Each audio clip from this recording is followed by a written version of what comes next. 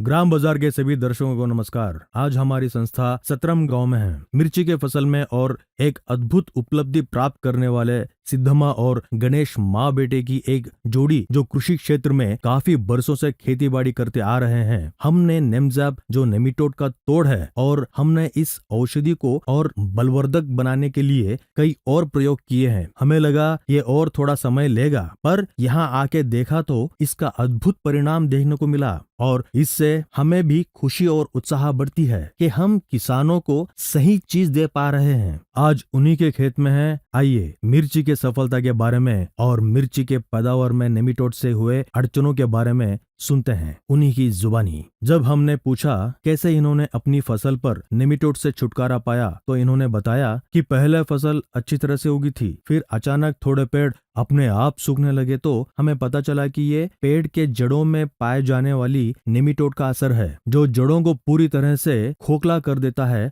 और कुछ ही दिनों में पेड़ मुरझा जाते हैं और फिर सूख जाते हैं। हमने तरह तरह की कई रासायनिक औषधियों का इस्तेमाल किया पर कोई असर नहीं दिखाई दिया, तो हम परेशान होने लगे थे। तो तभी हमारी मुलाकात राजगोपाल जी से हुई और हमने फसल में हो रहे नुकसान के बारे में बताया और तब उन्होंने 1 लीटर नेमज़ैप औषधि दी और उसका इस्तेमाल करने को कहा और ये भी कहा कि ये सिर्फ नेमिटोड पर ही असर नहीं करता बल्कि फसल के ग्रोथ बढ़ाने पर भी मदद करता है। जैसे हम मानते हैं कि हर किसान अपने आप में एक शोध करता है, ये दोनों माँ बेटे कई सालों से खेती बाड़ी करते आ रहे हैं। जैसे राजगोपाल जी ने 1 लीटर और अन्य किसानों से 1-1 लीटर लेके इन्हें दिया। हमें खुशी है कि आसपास के किसान हमारी ग्राम बाजार की औषधियाँ जरूरत से ज्यादा मंगवाते हैं और अपने पास स्टॉक के तौर पे रखते हैं। जब भी किसी पड़ोस के किसान को इसकी जरूरत होती है तो उन्हें तुरंत दे सकें, क्योंकि ये 3-4 साल तक खराब नहीं होती। इन्होंने बताया कि इसके इस्तेमाल करने पर जो पौधे पूरी तरह से मर गए थे उन्हें छोड़कर बाकी सारे पौधों में लगभग 70% मुरझा गए थे, फिर से उनमें जान आई और नए पत्तियां और मिर्ची भी अच्छी खासी उगने लगी थीं। और जब फसल पूरी तरह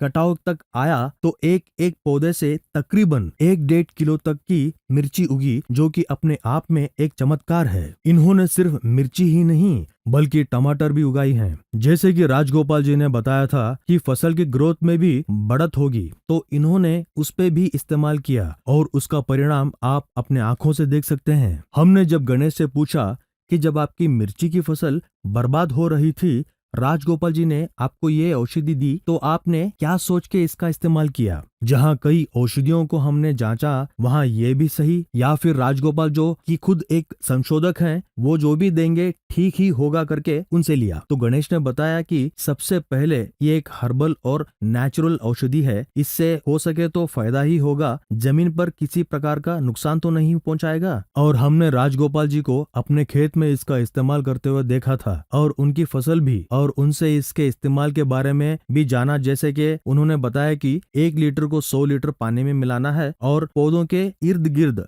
जितना भी घास है उन्हें साफ करना है और पौधों के चारों तरफ थोड़ा खोद लेना है। फिर हर वो पौधा जो नेमिटोड से पीड़ित है वहां पर 10 लीटर जो कि पहले से ही मिलाया गया है उसके जड़ तक पहुंचे वैसे डालना है। और एक तरीका उन्होंने बताया कि 25 किलो रेती में 1 लीटर नेमज़ैप मिला लेना है और पौधों के सतह पर छिड़काव करके पानी देना है। तो हमने पहले वाला तरीका इस्तेमाल किया और डाला और ड्रिप में देने से मना किया था। उन्होंने बताया कि ड्रेंचिंग से ही इसका बेहतर रिजल्ट देखने को मिलेगा और वैसे ही हुआ। हमने पूछा तो अब बताइए कि आइंदा अगर आपको फिर से इस तरह की परेशानी नजर आई तो आप क्या करोगे? फिर से यूरिया या फिर अन्य औषधियों का उपयोग करोगे, या फिर जब नेमिटोड का असर होगा तो जब देखेंगे तब इसका इस्तेमाल करेंगे? ऐसे पूछने पर इन्होंने बताया, नहीं सर, इसका इस्तेमाल करने पर ही अच्छा परिणाम और असर देखने को मिला है और जमीन पर भी किसी भी तरह की हानि नहीं पहुंचती और जो जमीन पर मित्र जीवाणुओं पर भी कोई बुरा असर नहीं करती। ये हमारे समझ में आ गया है और हम मूंगफली की फसल भी